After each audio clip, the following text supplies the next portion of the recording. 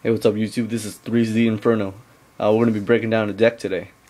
My friend Alexander Zai top 32 with counter Faeries at YCS Anaheim. So we're going to take a look at some of his choices in his deck and see why he made those choices. So, counter Faeries. The most important card, of course, is Bountiful Artemis. Now, if you don't know what Bountiful Artemis does, it reads, when this card is face up on the field, draw one card from your deck each time a counter trap is activated. Now, that's really important. That's the main staple of your deck. Why? Because cards like Solemn Warning, Solemn Judgment are all counter traps. Now, paying 2,000 life points is a pretty big amount, and so is Solemn Judgment, paying half. But if you get to draw a card on top of that, that's perfect. So other cards that are counter traps that are really important, we'll go over next. Now, first card, Pot of Duality. Obviously, Pot of Duality is an important card in this deck. You have to search out Bountiful Artemis and search out all your counter traps. Plus, this deck doesn't even special summon. Next, Space Typhoon. Why did you run Space Typhoon over Giant Trunade? Well, Space Typhoon is good against decks like Gravekeepers, destroying necrovalley on your opponent's turn, against Samurai, destroys their gateways and their uniteds, Dragoonides against their ravines. Just a few examples, and Decree as well. Now, Mirror Force is a staple, obviously. Dark Bribe. Now, we don't see Dark Bribe that often anymore, but this is a very important part of this deck. It negates big cards like Giant Trunade, Dark Hole, Monster Reborn, and if Bountiful Artemis is on the field, you get to draw a card as well. This is very important for protecting Bountiful Artemis or your back row, or even Thunder King Rai-Ohs. Solemn is a staple. Torrential is also a staple. Now, Bottomless is not is very important, especially now, because priority will not be there anymore. So they will not have priority to call effects. So Bottomless will need to be running 2 now. Magic Drain. Magic Drain is a very cool card. It's a counter trap, and even if they negate the effect of Magic Drain, you still get to draw a card with Bountiful Artemis. So it's always a 2-for-1, and with Bountiful Artemis, you get even more pluses.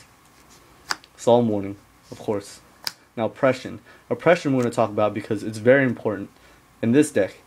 Protecting World Oppression with Bountiful Artemis on the field is one of the easiest ways to cruise to a victory. Divine Wrath. Divine Wrath is run over Veiler in this deck because of Bountiful Artemis. Now, you draw so many cards off off counter traps anyway that Divine Wrath discarding a card doesn't seem too much. Now, of course, you run your one Honest, again, to protect all your light monsters. Ryko. Ryko is a very interesting choice. It's good because he gets to mill his light monsters for Freed's effect, and also to destroy monsters like shi-en and etc. etc. Thunder King. Thunder King is pretty anti-meta. It's a really good main deck card, and people really have to waste resources to get rid of it. Cyber Dragon. Cyber Dragon is a way of getting rid of Thunder King. Getting rid of Thunder Kings, getting rid of Catastor, getting rid of anything, and paving the way for Bountiful Artemis to stay on the field. Warrior Lady is a really good choice in a light deck, regardless. But in this deck, it's especially good. It helps get rid of synchro monsters that you normally couldn't get rid of, shi-ens, anything. Again, Bountiful Artemis. Now we have Neo-Spacian Grandmole. Grandmole is a synchro destroyer. He gets rid of any synchros, any defensive monsters without their effects going off. It's perfect against Stardust Dragon, face down spies or recruiters, etc. Morphing Jar. You may think that Morphing Jar is a bad choice because you don't want to replenish their hand after you negate everything, but in fact, it helps you so much more than it helps your opponent. Playtest it. Gale. Now, Gale is good. It's always good. It's your one tuner in the deck, and you can do a lot of damage with this Gale. And Freed, of course. Freed is a monster, 1700 warrior, searchable by Rhoda. Its effect is remove 2 light monsters from your graveyard to destroy 1 card on the field with higher attack than it. So it's good against shi-ens, gravekeepers that have necrovalley out, big synchros, anything, and it can still attack for that turn. So, counter Faeries. Is it a viable deck? I think it is. It wasn't a fluke that he went 9-0 first day one.